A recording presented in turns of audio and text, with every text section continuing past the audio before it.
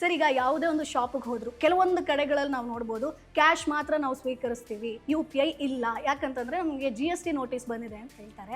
So but ಅವ್ರಿಗೆ ಒಂದು ಗೊತ್ತಿಲ್ಲ, GST ನೋಟಿಸ್ ಯಾಕೆ ಬಂತು, ಏನಿದು ಅನ್ನುವಂಥ. GST ಕಾನೂನು ಅನ್ನೋದು ಕರ್ನಾಟಕ ರಾಜ್ಯ ಸರ್ಕಾರದ ಸೌಮ್ಯಕ್ಕೆ ಒಳಪಟ್ಟಿಲ್ಲ.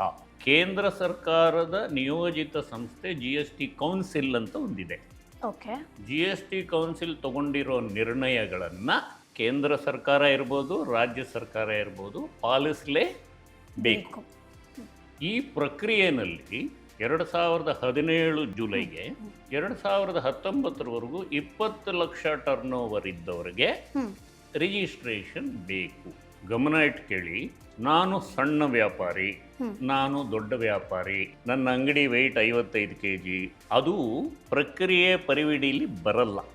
ಪ್ರಕ್ರಿಯೆ ಆ ರೀತಿ ನೋಡಲ್ಲ. ಪ್ರಕ್ರಿಯೆ ಡೆಫಿನೇಷನ್ನು 19ರಿಂದ 40 ಲಕ್ಷ ಟರ್ನ್ ಓವರ್ ಮೇಲ್ಪಟ್ಟು ಇರೋರು ರಿಜಿಸ್ಟ್ರೇಷನ್ ತಗೋಬೇಕು. ಸಣ್ಣ ವ್ಯಾಪಾರಿಗಳು, ನಾನು ಸಣ್ಣವನು ಅನ್ಕೊಂಡಿದ್ದವರು, ಪೇಟಿಎಂ ಈ ರೀತಿ UPI ವ್ಯವಹಾರದಲ್ಲಿ 40 ಲಕ್ಷ ದಾಟಿರೋ ಖಚಿತವಾದ ಮಾಹಿತಿ ಸರ್ಕಾರದ ಕೈಯಲ್ಲಿ ಇದೆ. ಅಂದ್ರೆ GST ಪ್ರಕ್ರಿಯೆ ನಡೆಸೋರ ಕೈ. ಅವರ ಅನುಷ್ಠಾನ ಏನು ಮಾಡಬೇಕು? ನಿಮಗೆ ನೋಟಿಸ್ ಕೊಡಬೇಕು. ಯಾತಕ್ಕೆ ನೋಟಿಸ್ ಕೊಡ್ತಾರೆ? ನಿಮ್ಮನ್ನ ಸಮಜಾಯಿಷಿ ಕೇಳ್ತಾ ಇದ್ದಾರೆ. Boss Vala, B the boss.